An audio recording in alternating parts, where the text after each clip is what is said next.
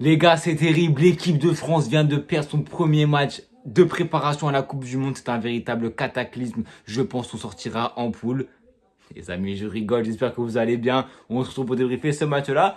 Je rigolais surtout, sauf sur la défaite qu'on a effectivement perdue aujourd'hui contre la Côte d'Ivoire 2-1. Mais vous le voyez à la mine et au ton que j'emploie, je suis pas du tout inquiet pour divers facteurs. Seulement quelques news importantes, c'est que c'est quand même la première fois sous Didier Deschamps qu'on perd un match de préparation à la Coupe du Monde. Le dernier, c'était avant Naïsna, Afrique du Sud, etc.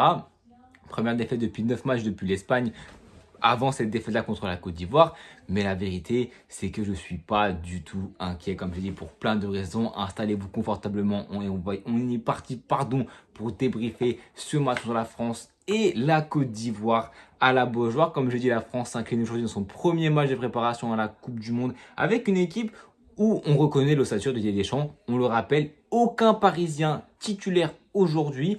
À part Warren et Lucas Hernandez, ce sont les deux seuls joueurs qui se sont entraînés, qui ont pris part à une séance collective avec l'équipe de France. Le reste, les Barcola, les Doué, Saliba, notamment côté Arsenal, et même Dembélé n'ont participé à aucune séance collective. C'est pour ça qu'ils ne ont pas été titulaires et qu'ils ne sont même pas rentrés sur le terrain. Il y avait changement illimité pour Deschamps. Les deux seuls Parisiens qui sont rentrés, c'est Lucas Hernandez et Warren Zaïre-Emery. Sinon, les trois autres Parisiens ne sont pas rentrés en jeu et c'est complètement logique pour préserver les organismes, pour éviter la surcharge et évidemment éviter les blessures. Ils seront peut-être là, titulaires, je ne sais pas, contre l'Irlande du Nord. En tout cas, je pense qu'à un moment donné, ils auront entré en jeu contre l'Irlande du Nord.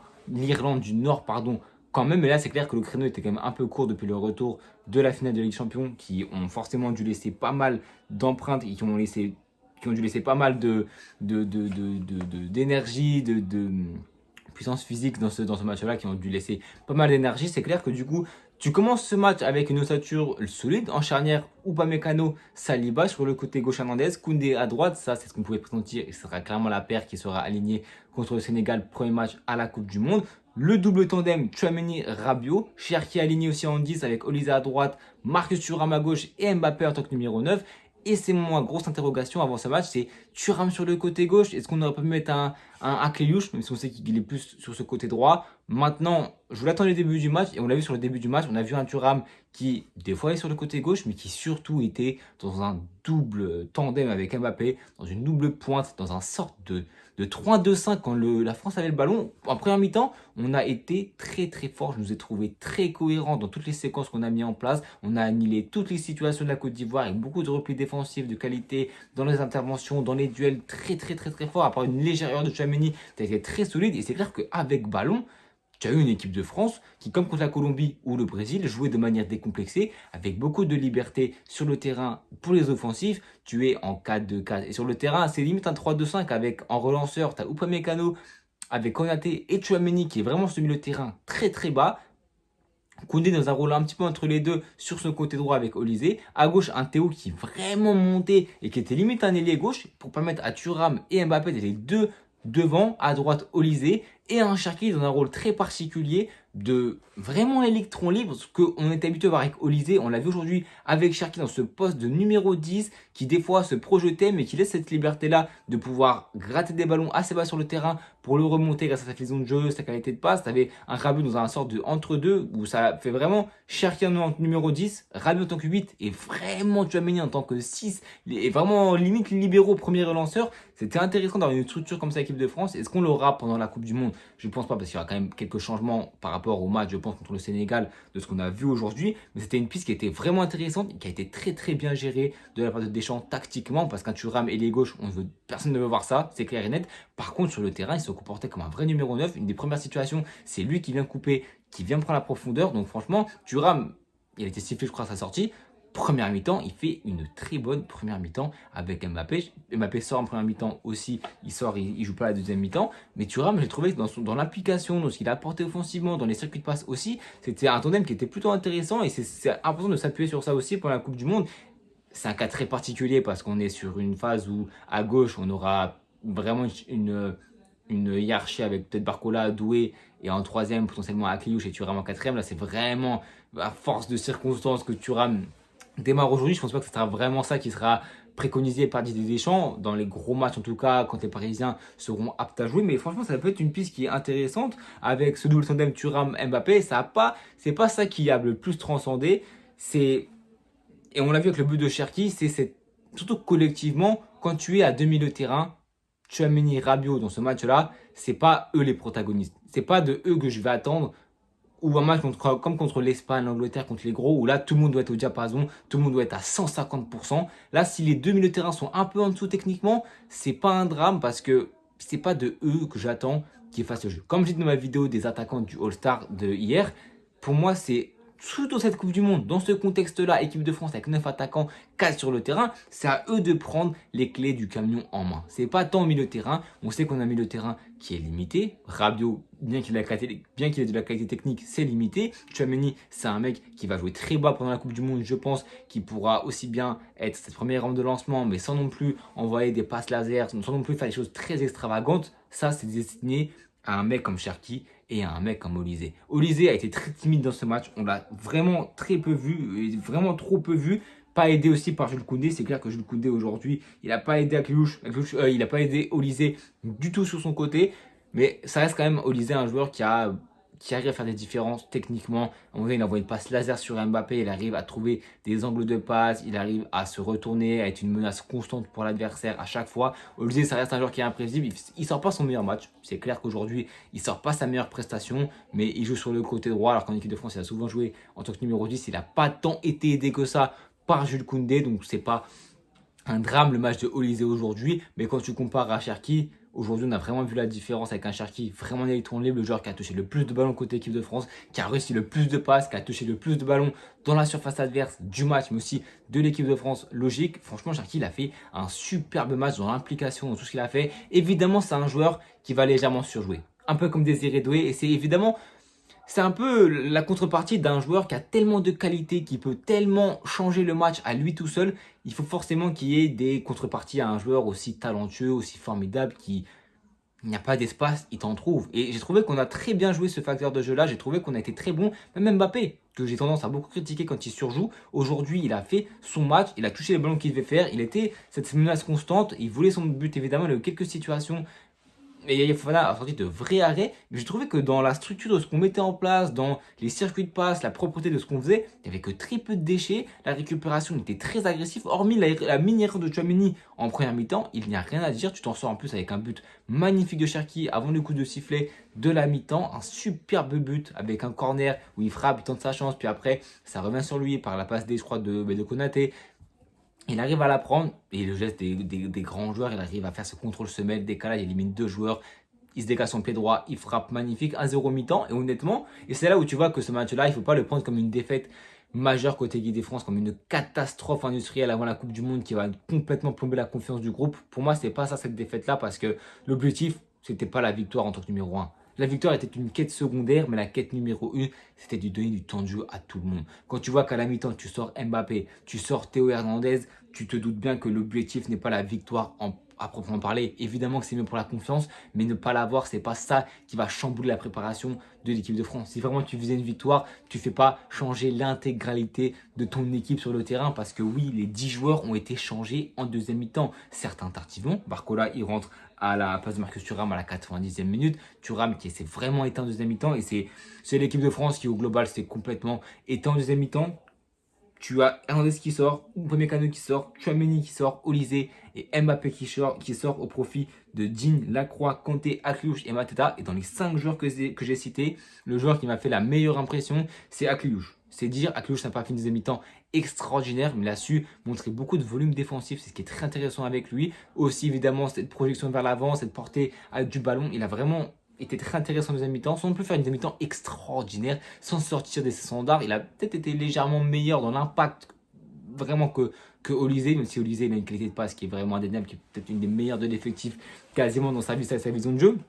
C'est clair pour dire et pour souligner que cette deuxième mi-temps, c'était très compliqué collectivement de la part de l'équipe de France. Et on l'a vu, franchement, dès le début de la deuxième mi-temps, le seul qui est resté au niveau tout le long du match, la continuité, c'est Ryan Cherki, et encore plus en deuxième mi-temps, parce qu'en première mi-temps, comme j'ai dit, c'était vraiment collectivement une équipe de France qui était bien rodée, qui jouait à un football de club. sans tomber dans les extras. C'est pas le football de Luis Enrique, de compagnie, etc. Mais ça restait un football avec beaucoup de liberté, beaucoup de mouvements, de permutations, avec des circuits de passe où tu sentais qu'il pouvait y avoir du danger de partout, peu importe le bloc-back que mettait la Côte d'Ivoire en place. Là où en deuxième mi-temps, tu as senti un Cherki un peu plus soliste, dû aussi au manque de cohésion offensive de l'équipe avec tous ces changements. Bien évidemment, c'était compliqué pour Mateta de trouver son rôle, trouver son espace, même pour Akliouche. Ça a été assez compliqué pour Thuram sans Mbappé sur le côté gauche. On l'a vraiment plus du tout vu. Et ça a été compliqué globalement en deuxième mi-temps côté équipe de France, aussi bien comme je dis offensivement. Tu as vraiment un Cherki en soliste qui récupérait limite des ballons encore plus bas qu'en première mi-temps. Du coup, il manquait cet impact en seconde mi-temps. Beaucoup de passes où tu n'arrives plus à chercher la verticalité. Tu es beaucoup trop stérile, beaucoup trop attentiste. La Côte d'Ivoire aussi montait le pied, donc ils ont commencé à légèrement grappiller des mètres pour te presser. Ils ont récupéré des ballons et puis après à la finition, ils ont réussi par Gueladoué, une passe de Nicolas Pepe, très bien négociée. Les situations offensives de la Côte d'Ivoire ont été très bien gérées. Konaté peut légèrement mieux faire. Et on sait que c'est potentiellement un futur joueur du Real Madrid. C'est clair que ça m'inquiète un petit peu cette façon de défendre là de la part de Ibrahima Konaté. C'est clair que ça ne met pas en pleine confiance de ses capacités quand il peut beaucoup mieux faire. Et on ne le sent pas forcément serein à chaque fois de ses qualités. En équipe de France, c'est clair que ça a toujours été compliqué. J'ai toujours préféré Saliba Upamecano de très loin. Maintenant, on verra si Saliba il reviendra bien contre l'Irlande du Nord, s'il sera titulaire. On verra quels seront les choix qui seront faits par Didier Deschamps. Mais c'est clair que la deuxième mi-temps était vraiment en dessous. Je pense que même dans le volume offensif, tu as cadré une frappe en deuxième mi-temps comparé à 5 en deuxième et la Côte d'Ivoire a vraiment levé le pied, a vraiment été beaucoup plus fort. C'est les changements qui ont fait. Nicolas Pepe qui rentre, qui fait directement la passe D, avec Amad Diallo aussi qui évidemment à la place de Oumar Diakité a fait beaucoup plus de mal offensivement, beaucoup plus de tranchant. C'est lui qui est dans l'action aussi avec le but de... C'est lui aussi qui marque pardon, le deuxième but du match avec la passe de Gueladoué si je ne me trompe pas. Donc c'est clair que les entrants ont fait beaucoup du bien côté Côte d'Ivoire. Ils ont aussi fait beaucoup de changements. La Côte d'Ivoire a un profondeur de banc limite meilleur que les 11 qui étaient titulaires aujourd'hui. Ils ont su bénéficier aussi d'une équipe de France qui a beaucoup fait tourner parce qu'il y a 5 changements à la 45e minute au moment de la mi-temps. On a 3 de plus à l'heure de jeu avec Malo Gusto, Lucas Hernandez qui rentre et Manu Koné.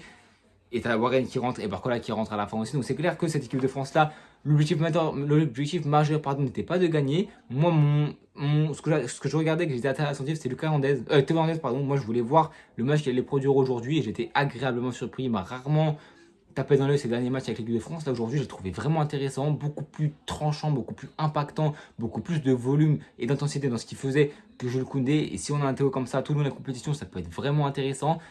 Bon, j'allais dire petit bémol, petit point en dessous. Kanté, j'ai trouvé un petit peu timoré à son entrée, mais bon, c'est compliqué évidemment de rentrer comme ça dans un rôle assez compliqué où tu sais que tu manques de repères. C'est compliqué de rentrer dans un match comme ça. Donc c'est clair que cette équipe de France-là, aujourd'hui, ma seule inquiétude réellement fondée, c'est défensivement. Surtout si Saliba ne revient pas. Pourtant, c'était vraiment le point fort à l'Euro, c'est cette défense avec ce très bon Maignan, Saliba, Koundé, pardon, Théo. C'était vraiment très fort. Donc on espère évidemment que ce n'est juste voilà, une erreur de parcours, bien sûr, parce que faut pas faire la même erreur qu'à l'Euro. C'est-à-dire avoir une très bonne défense, mais une très mauvaise attaque. Là, ça va être l'inverse. Une très bonne attaque, mais une défense qui va au final te coûter le titre. À la fin, on espère évidemment que ça ne se passera pas comme ça côté équipe de France. On espère évidemment que les repères ils vont vite arriver, que la sérénité sera là, qu'on prendra peut-être un peu moins de risques et qu'on sera peut-être un peu plus concentré que ce qu'on a été aujourd'hui. Parce que les buts que tu prends aujourd'hui, pour la plupart, c'est quand même assez évitable. Ça, tu manques d'impact, c'est parce que tu manques de repères. Tu as aussi t'es moins dans l'intensité, t'es moins dans la concentration que si c'était un match de Coupe du Monde, de dernier carré, ou même de 16e ou de huitième de finale. Donc c'est clair que c'est des erreurs que j'espère ne pas revoir, que ce soit en phase de poule ou même en phase d'émission directe, parce que c'est des erreurs qui peuvent quand même te coûter des buts, notamment le deuxième but, le but de Amad Diallo, c'est Gusto qui est à la charge, c'est trop tendre. C'est très bien joué, hein, la Côte d'Ivoire. En vrai, ils ont envoyé des vraies séquences de jeu. C'est une équipe dans un groupe qui sera intéressant. Je crois qu'ils sont je vais vérifier, mais ils sont dans le groupe de Allemagne, Curaçao et Équateur. Oh, nickel. Ils sont dans ce groupe-là, donc ça va être un groupe très relevé, mais la Côte d'Ivoire a un bout de qualité. En première mi-temps, ça a été compliqué pour eux. Yann Diomandé, il a fait beaucoup de mal à Koundé. C'est aussi pour ça qu'on a très peu vu Olysée offensivement. C'est que Olysée, par contre, faisait les vrais retours défensifs. Ça fait du bien d'avoir un ailier qui fait de gros retours, qui aidera beaucoup son latéral, mais sans oublier que offensivement, c'est un très bon joueur. Maintenant, on verra à la Coupe du Monde. La question, Cherki a fait un très gros match aujourd'hui. Il peut être vraiment une pièce importante. Quand le Sénégal la Coupe du Monde, qu'est-ce qu'on fait? Est-ce qu'on imagine un Cherki numéro 10 comme aujourd'hui et un Olysée à droite, du coup tu mets le Ballon d'Or sur le banc, ou tu mets Dembélé à gauche, ou alors est-ce que tu mets pas Cherki à gauche, Olysée en 10, Dembélé à droite, Mbappé numéro 9? Cherki, le match qu'il fait, ça arrange pas Deschamps. Parce que c'est un casse-tête en plus pour Didier Deschamps. Casse-tête de luxe, bien sûr, mais c'est un casse-tête. Il y aura forcément des déçus. Parce qu'il y a 9 places, il y a 9 joueurs pour 4 places. Bon, pour 3 places, parce que Mbappé, évidemment, il est intouchable à l'heure actuelle. Donc c'est vrai qu'il y a 8 joueurs pour 3 places. beaucoup de configurations possibles selon l'adversaire, selon la forme des joueurs, selon à quel point les joueurs sont frais à 100%, sont disponibles, sont en confiance aussi. Parce qu'un Dembélé à l'heure actuelle en équipe de France, c'est clair que ça a toujours été compliqué. Il a en plus raté pas mal de rassemblements avec sa saison qui était assez compliquée avec beaucoup de blessures, de rechutes, etc. Donc c'est clair que Dembélé, c'est une vraie interrogation parce que aujourd'hui, le tandem Mbappé avec Cherki Olise, ça a plutôt bien marché dans les séquences de jeu. Il faut juste qu'Olise rehausse peut-être un peu ce niveau, qu'il reprenne un peu plus ses repères sur le côté droit, côté équipe de France. Maintenant, il faudra aussi voir avec Koundé qu'il est peut-être un peu plus offensivement quand il y aura moins d'adversité en face. Est-ce que Dembélé, quand il va rentrer, Désiré, avec Barcola, Grealish, franchement, cette équipe de France, elle a trop de talent offensivement pour se priver de ces joueurs-là. Est-ce qu'on peut imaginer un Dembélé sur le banc de la Coupe du Monde? Bien sûr que non, mais pour moi, il faut essayer de le faire jouer et d'essayer de trouver la recette miracle. On verra contre l'Irlande du Nord. La compétition sera très intéressante parce que dans une préparation à la Coupe du Monde, on a tendance souvent à mettre l'équipe 1 forte directement en premier match. Et ensuite, le deuxième match, tu fais un peu plus tourner pour la confiance, pour éviter les grosses blessures avant la Coupe du Monde. Là, tu as une configuration qui est compliquée parce que tout le monde a finalement joué le même temps de jeu, sauf les Parisiens qui n'ont pas beaucoup joué. Pourtant, il y a quand même des joueurs majeurs qui peuvent prétendre être titulaires dans le 11 de l'équipe de France. Donc franchement, contre l'Irlande du Nord, j'ai hâte de voir la composition. L'adversité sera moindre, donc il faudra rester concerné. C'est là où les blessures peuvent arriver quand tu joues un petit peu trop en dilettante, que tu ne vas pas dans les contacts à 100%. Donc il faudra essayer de jouer le match à fond. Franchement, hâte de voir. En tout cas, les amis, moi, je vous laisse là pour cette vidéo. Abonnez-vous, likez, partagez. On se retrouve peut-être demain ou bientôt pour une prochaine vidéo. Prenons la Coupe du Monde. Actu Real Madrid très bientôt parce qu'il se passe beaucoup de choses. En tout cas, abonnez-vous, likez, partagez et prenez soin de vous et à bientôt tout le monde.